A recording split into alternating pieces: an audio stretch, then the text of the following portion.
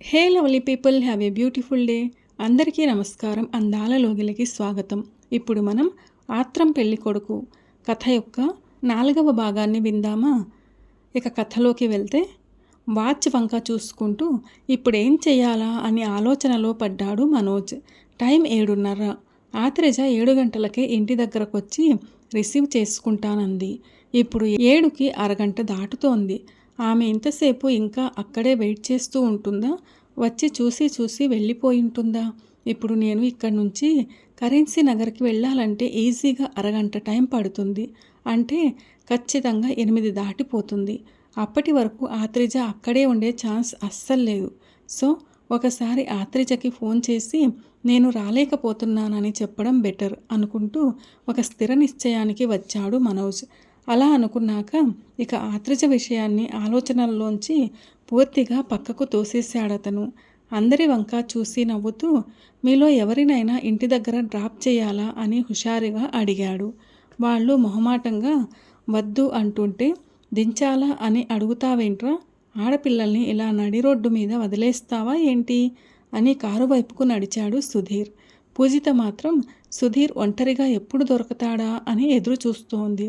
మనోజ్ హుషారుగా పూజిత వంక చూస్తూ, వెల్కమ్ పూజిత గారు అన్నాడు. 5 రోజుల్లో పెళ్లి చేసుకోబోతున్నవాడు తనపై చూపిస్తున్న ఇంట్రెస్ట్ని చూస్తుంటే పూజితకి పిచ్చెక్కుతోంది. పక్కన ఆమె ఫ్రెండ్స్ లేకపోతే ఖచ్చితంగా వాళ్ళిద్దరినీ అలా ఇలా చూస్తూ వదిలేది కాదని ఆమె చెవుకులే చెబుతున్నాయి.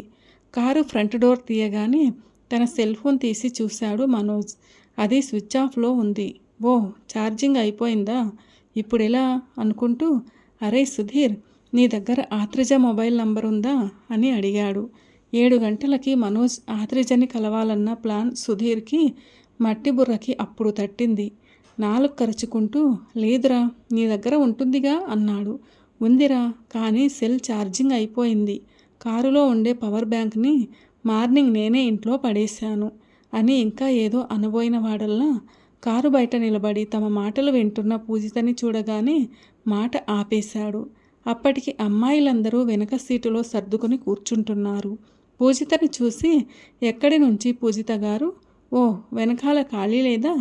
ఓకే, మీరు ముందుకు రండి, మనం అడ్జస్ట్ అవ్వచ్చు అని సుధీర్ వంక చూసి అన్నాడు మనోజ్. ఇబ్బందిగా చూసింది పూజిత. చివరికి మనోజ్ డ్రైవింగ్ సీట్లో కూర్చున్నాడు. అతని పక్కన సుధీర్ కూర్చుంటే ఆ పక్కన ఒదిగి కూర్చుంది పూజిత. డ్రైవ్ చేస్తున్న మనోజ్ ఒక్కొక్కరివి అడ్రస్లు అడిగి వీలును బట్టి వాళ్ళ ఇళ్ల దగ్గర దించాడు. వెనక సీటు ఖాళీ అవ్వడంతో వెనక్కి వెళ్ళి కూర్చుంది పూజిత. ఆ వెంటనే కారు కరెన్సీ నగర్ వైపు తిరిగింది. ఆ దారి చూడగానే ఇటెక్కడికి? గాంధీనగర్ అటు కదా అంటూ సుధీర్ని చూసింది పూజిత. వెంటనే సుధీర్ వెనక్కి తిరిగి చూసి, అదేంటి పూజిత, డాడీ నీకు ఫోన్ చేయలేదా అని అడిగాడు. కనుబొమ్మల్ని ముడేసి ప్రశ్నార్థకంగా చూస్తూ, దేనికి అంది ఆమె. చేస్తానని చెప్పారే అని చెప్పి ఊరుకున్నాడు సుధీర్. కారు ముందుకు వెళుతూనే ఉండడం చూసి ఇక లాభం లేదని తన ఫోన్ తీసి పెదనాన్న భాస్కర్ రావుకి ఫోన్ చేసింది పూజిత. ఆయన హలో అనగానే, పెదనాన్న అంటూ ఏదో చెప్పబోయేలోపే, నేనే ఫోన్ చేద్దామనుకున్నానురా, మీ నాన్న టిఫిన్ అయ్యాక చేద్దామన్నాడు అని వెంటనే, ఎక్కడున్నావురా? మనోజ్ వాళ్ళ ఇంట్లోనేనా? భోజనం అయ్యిందా? గాడిదేం చేస్తున్నాడు అని ఆపకుండా గడగడ అడిగాడు భాస్కర్రావు. నేను మనోజ్ వాళ్ళ ఇంట్లో ఎందుకుంటాను పెదనాన్న, మీ ఇంట్లోనూ మా ఇంట్లోనూ అని ఆమె ఇంకా ఏదో చెప్పబోయింది. నీకు వంట రాదట కదరా, మీ నాన్న చెప్పాడు. ఓ పక్క పరీక్షలకి ప్రిపేర్ అవుతూ రాని వంటతో ఏం ఇబ్బందులు పడతావు? 4 రోజుల్లో మనోజ్ పెళ్ళి కదా, సుధీర్ గాడేలాగూ అక్కడే ఉంటాడు, ఇంకెందుకు, నిన్ను కూడా అక్కడికే తీసుకెళ్ళమని నేనే చెప్పాను అన్నాడాయన. అది వింటూనే ముందు సీట్లో కూర్చున్న సుధీర్ వంక మనోజ్ వంక చూసింది. ఆ వెంటనే, నాకు అక్కడ ఉండడం ఇష్టం లేదు పెదనాన్న, నేను అంటూ ఇంకేదో చెప్పబోయి మనోజ్ని చూసి ఆగిపోయింది. మనోజ్ కారు వేగాన్ని తగ్గించి నింపాదిగా డ్రైవ్ చేయడం గమనించగానే అతను తన మాటల్ని వింటున్నాడని అర్థమైంది ఆమెకు. నువ్వు సుధీర్తో ఉంటే వాడు ఏ కోతి వేషాలేసినా వెంటనే నువ్వు నాకు ఫోన్ చేస్తావన్న భయం ఉంటుంది వాడికి. ఇంకా నువ్వేం మాట్లాడకురా, జాగ్రత్తగా ఉండు, సరేనా? ఇదిగో ఫోన్ మీ నాన్నకిస్తున్నాను అంటూ భాస్కర్రావు సెల్ ఫోన్ని పూజిత తండ్రికి ఇచ్చాడు. తాను చెప్పబోయేదాన్ని పెదనాన్న అయినా వింటాడేమో గాని పెదనాన్నగారి మాటని కాదంటే మాత్రం తండ్రి అస్సలు ఒప్పుకోడని ఆమెకు తెలుసు. అయినా ఏదో చెప్పడానికి ప్రయత్నిస్తుంటే, అమ్మా పూజిత, ఒక్కదానివి చేతులు కాల్చుకుంటావేమో అని భయపడ్డాను. పోన్లే, ఈ 4 రోజులు హాయిగా పెళ్లి భోజనం తిను అని నవ్వుతూ అంటున్న తండ్రి మాటలు వినగానే చిరాకొచ్చేసింది పూజితకి. తండ్రి మాటలకి నిరాసక్తంగా ఊకొట్టింది. ఆమె మాట మీద ఓ చెవిని పడేసి వింటున్న మనోజ్ ఆ మాటల్లోని భావం అర్థం కాగానే ఉత్సాహంగా కారుని జెట్ వేగంతో ముందుకి దూకించాడు. కానీ ఇంట్లో అతని కోసం ఓ పెద్ద ఉత్పాతం ఎదురు చూస్తోందని అతను ఊహించి ఉంటే కారుని రోడ్ రోలర్లో పోనించేవాడేమో. అక్కడ మనోజ్ కోసం 7 గంటలకి వాళ్ళ ఇంటికి దగ్గరలో చక్కర్లు కొడుతున్న ఆత్రిజ, మనోజ్ అన్నయ్య శంకర్ కళ్ళలో పడింది. ఆమెని చూసి ఆశ్చర్యపోతూ, ఎక్కడున్నావేంటి ఆత్రిజ అని పలకరించాడు శంకర్. ఆత్రిజ తడబాటుగా సమాధానం చెప్పడం చూసి ఆమె మనోజ్ కోసం వచ్చిందని అర్థమై వెంటనే మనోజ్కి ఫోన్ చేశాడు శంకర్. మనోజ్ ఫోన్ని కారులో మర్చిపోయి ఐస్ క్రీం పార్లర్లో ఉండడంతో ఆ ఫోన్ కాల్కి బదులు ఇవ్వలేకపోయాడు. మనోజ్ తన ఫోన్కి కూడా రెస్పాండ్ అవ్వలేదని చెప్పింది ఆత్రిజ. నీ ఫోన్కి రెస్పాండ్ అవ్వలేదా అంటూ ఉంటే అప్పుడు గుర్తుకొచ్చింది మనోజ్ తలనొప్పిగా ఉంది, మందు కొట్టి పడుకుంటానని అతనితో చెప్పిన విషయం. అవును, వీడు మందేసి పడుకున్నాడు కదా, మర్చిపోయాను. ఆత్రిజకి ఏదో ఒకటి చెప్పి పంపించేద్దాంలే అని మనసులో అనుకుంటూ, వాడు ఏదో పనిలో ఉండుంటాడు, నేను వెళ్ళి నీకు ఫోన్ చేయమని చెబుతాలే అంటూ ఈసారి శంకర్ తడబడ్డాడు. కానీ మనోజ్ కోసం అరగంట నుంచి ఎదురు చూస్తున్న ఆత్రిజకి అక్కడ నుంచి వెళ్ళిపోయే ఉద్దేశ్యం అస్సలు లేదు. అందుకే ఫోన్ ఎక్కడో పడేసి ఏం చేస్తున్నాడు, అసలు ఇంత కేర్లెస్గా ఎలా ఉన్నాడు, పదండి బావగారు చూద్దాం అంటూ గడుసుగా ఇంటివైపు నడిచింది. మనోజ్ బయటికి వెళ్ళినట్టు తెలియని శంకర్ ఇక తప్పదన్నట్టు ఆమెను అనుసరించాడు. ఎంత డోర్ కొట్టినా మనోజ్ తలుపు తీయకపోవడంతో అతని గది కిటికీలో నుంచి లోపలకు చూశారు. అప్పుడు తెలిసింది వాళ్ళకి ఆ గదిలో తను లేడని. వాళ్ళిద్దరూ కలిసి మనోజ్ కోసం ఇల్లంతా వెతికారు. తీరా అప్పుడు తెలిసింది అందరికీ మనోజ్ అస్సలు ఇంట్లోనే లేడని. పైగా అతడి సెల్ ఫోన్ సడన్గా స్విచ్ ఆఫ్ అవడంతో ఆ క్షణం నుంచి అందరూ మనోజ్ కోసం హాల్లో ఎదురు చూస్తూ కూర్చున్నారు. హ్యాండ్ స్టిక్ పట్టుకుని అటూ ఇటూ తిరుగుతోంది మనోజ్ బామ్మ. కర్పూర కళాదేవి, మీ మనవడు ఇంకా రాడేంటి బామ్మ, ఎక్కడికి పోయాడు, అయినా పెళ్లి కొడుకుని చేసిన తర్వాత ఇంట్లో నుంచి బయటకు ఎలా పంపించావు నువ్వు అని విసుగ్గా అడిగింది ఆత్రిజ. ఆ ప్రశ్నలు విని అటూ ఇటూ నడుస్తున్నదల్లా ఆగి కళ్ళజోడులో నుంచి ఆత్రిజ వంక పరీక్షగా చూసింది కర్పూర కళాదేవి. కళ్యాణ బొట్టుతో గోరింటాకు పారాణితో పెళ్లి కూతురి అలంకరణలో ఉన్న ఆమె అందరి మధ్య భిన్నంగా కనిపిస్తోంది. ఆవిడ తలని మెల్లగా ఊపుతూ, నువ్వుండవే మనవరాలా, నీ సంగతి తర్వాత చెబుతాను, ముందు వాణ్ణి రాని అంటూ చేతికర్రని టక్కు టక్కుమని శబ్దం చేస్తూ 2 అడుగులు వేసి గుమ్మం వైపు చూసింది. ఎన్నో సంవత్సరాల అనుభవపు పెద్దరికంతో ఆవిడ ఆ ఇంటిని ఇప్పటికీ ఆధిపత్యంతో నడిపిస్తోంది. ఓ యాక్సిడెంట్లో కొడుకు కోడలు ఇద్దరూ ఒకేసారి చనిపోతే 15 ఏళ్ల వయసు మనవళ్ళు శంకర్ మనోజ్ని ఆవిడే పెంచి పెద్ద చేసింది. కొడుకు వ్యాపారాన్ని తాను వృద్ధి చేయలేనని అర్థమై దాన్ని మొత్తాన్ని అమ్మి ఆ డబ్బుతో పొలాలు కొని రకరకాల పంటలు పండించింది. పంట మీద ఆదాయం తక్కువే వస్తున్నా భూమి విలువ ఏటికేడు పెరుగుతుండడంతో ఇప్పుడు వాటి విలువ కోట్లు పలుకుతోంది. సమయం రాత్రి 9 గంటలు అవుతుంటే సరిగ్గా అప్పుడు మనోజ్ కారు ఆ ఇంటి గేటు ముందు ఆగింది. కారు హారన్ శబ్దానికి అందరూ టెన్షన్గా గుమ్మం వైపు చూశారు. అది మనోజ్ కారు శబ్దమే, కానీ వాళ్ళందరికీ తెలిసి ఆ కారుని తీసుకెళ్ళింది మాత్రం సుధీర్. కారు శబ్దం విన్న వెంటనే హాల్లో నుంచి బయటకు పరిగెత్తాడు శంకర్. డ్రైవింగ్ సీట్లో నుంచి సుధీర్ బదులు కారు దిగిన మనోజ్ని, వెనుక డోర్లో నుంచి దిగుతున్న అమ్మాయిని చూసి నిర్ఘాంతపోయాడు. వీడు ఎవరికీ చెప్పకుండా బయటికెళ్ళి ఒక అమ్మాయిని తీసుకొచ్చాడు అంటే కొంపదీసి తమ్ముడు ఈ అమ్మాయిని గాని ప్రేమించాడా, గుళ్ళో పెళ్లి చేసుకుని తెచ్చేశాడా అనుకుని షాకై ఆమె ఎవరన్నట్టు పరీక్షగా చూశాడు. అప్పుడే మనోజ్ ముందుకు రావడంతో అతని నీడపడి పూజిత ముఖం సరిగా కనిపించలేదు. అంతే.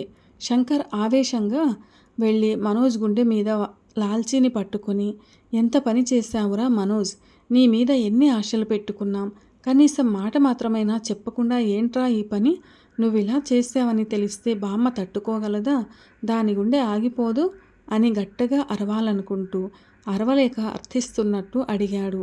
సారీరా అన్నయ్య, నేను బయటికెళ్ళినట్టు బామ్మకు తెలిసిపోయిందా అని కంగారుగా అడుగుతూ శంకర్ని పట్టించుకోకుండా గుమ్మం వైపు నడిచాడు మనోజ్. బయటికెళ్ళాడా అంటే వీడు ఈ అమ్మాయిని పెళ్లి చేసుకోలేదా అనుకుని, మరి ఈ అమ్మాయి ఎవరు అన్నట్టు అప్పుడే అక్కడికి వచ్చిన పూజిత ముఖంలోకి పరిశీలనగా చూశాడు శంకర్. పూజితని, ఆమె వెనుక ఉన్న సుధీర్ని చూసి నిశ్చింతగా ఊపిరి పీల్చుకున్నాడు. అప్పుడు గుర్తుకొచ్చింది అతనికి, సుధీర్ తన చెల్లిని తీసుకొస్తానని ఈ కారు అడిగి తీసుకెళ్ళాడని. మరి మనోజ్ ఎప్పుడు బయటికెళ్ళాడు? సుధీర్ మనోజ్ కలిసొచ్చారంటే అని బుర్రని గోక్కుంటూ శంకర్ కూడా గుమ్మం వైపు నడిచాడు. అప్పుడే ఇంట్లోకి అడుగు పెట్టిన మనోజ్ అక్కడ ఉన్న బామ్మని, ఆత్రిజని, వదిన అశ్వినిని, తన స్నేహితులని, ఇంకా మిగతా వాళ్ళందరినీ చూస్తూనే నోట మాట రాక బొమ్మల అక్కడే ఆగిపోయాడు. అతన్ని చూడగానే ఉగ్రంగా ముందుకొస్తూ, ఏరా వచ్చావా, రా కాళ్ళిరగ్గొడతాను, పెళ్లి కొడుకుని చేశాక ఇల్లు దాటకూడదురా అని చెప్తే ఆ పారాణి కాళ్లతో ఊరంతా తిరిగొస్తావా, అరే శంకరు, ముందా తలుపేసి వీడి కాళ్ళు చేతులు కట్టెయ్యరా అని గట్టిగా కేకలేసింది బామ్మ కర్పూర కళాదేవి. ఆ వెంటనే మనోజ్ వెనుక లోపలకు వస్తున్న పూజితని చూసి టప్పున కేకలేసింది. పూజితని పైనుంచి కిందకి చూస్తూ, ఇదే వత్తిరా దీన్ని వెంటేసుకొచ్చావు అని ఇంకా ఏదో అనబోయింది ఆవిడ. ఈలోపు సుధీర్ గబగబా ఆవిడ ముందుకొచ్చి, బామ్మగారు తను పూజిత, మా పిన్ని కూతురండి అని గడగడా చెప్పి గుటకలు మింగాడు. కర్పూర కళాదేవి అరుపులకి భయంతో బిక్క చచ్చిపోయి కళ్ళు పెద్దవి చేసి బేలగా చూస్తూ నిలబడింది పూజిత. ఆమెనలా చూడగానే బామ్మ మీద ఎక్కడిలోని కోపం వచ్చేసింది మనోజ్కి.